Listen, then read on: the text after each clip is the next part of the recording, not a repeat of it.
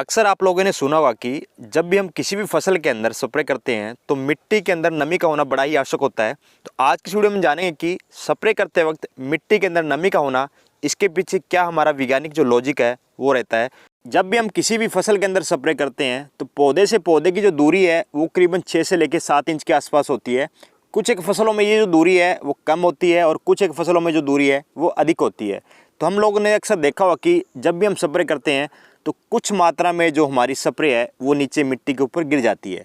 एक वैज्ञानिक तथ्य के हिसाब से करीबन 60% जो दवाइयाँ हैं वो पत्ते के ऊपर गिरती है, बाकी जो 40% दवाइयाँ हैं वो नीचे गिर जाती है।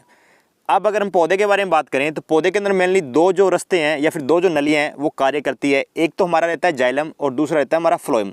जाइलम का कार्य होता है कि नमी को ऊपर लेके जाना या फिर कोई भी चीज़ लिक्विड है उसको ऊपर लेके जाना, पूरे पौधे के अंदर फैला देती है जाइलम, या फिर लिक्विड का स्टोरेज करना।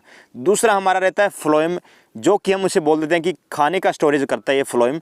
फ्लोएम का कार्य होता है कि किसी भी चीज़ को नीचे से उठाना या फिर ऊपर से नीचे की ओर लेके जाना। लेकिन जाइलम एक ऐसी नली है, एक ऐसा रास्ता है पौधे का जो सिर्फ और सिर्फ जड़ के रास्ते कोई भी लिक्विड चीज़ है उसको ऊपर ले जा करके पूरे पौधे के अंदर फैला देना।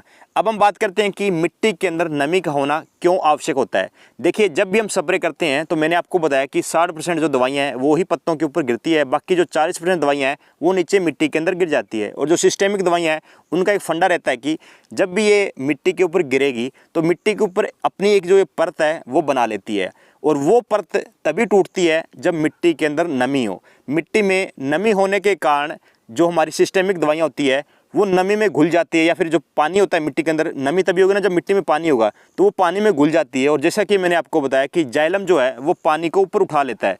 तो जैसे ही वो दवाइयाँ पानी में घुल जाती है तो जाइलम क्या करता है कि उस दवाई को पानी के साथ में या फिर नमी के साथ में पूरे पौधे के अंदर फिर से फैला देता है। तो सबसे बड़ा ये कारण रहता है कि हमारी जो दवाइयों का रिजल्ट है वो हमें कम क्यों मिलता है। अक्सर हम क्या करते हैं कि विदाउट नमी स्प्रे कर लेते हैं तो हमें 60% रिजल्ट मिलता है। अगर हमारी नमी होगी तो जो रिजल्ट है वो हमें 100% मिलेगा और लंबा मिलेगा।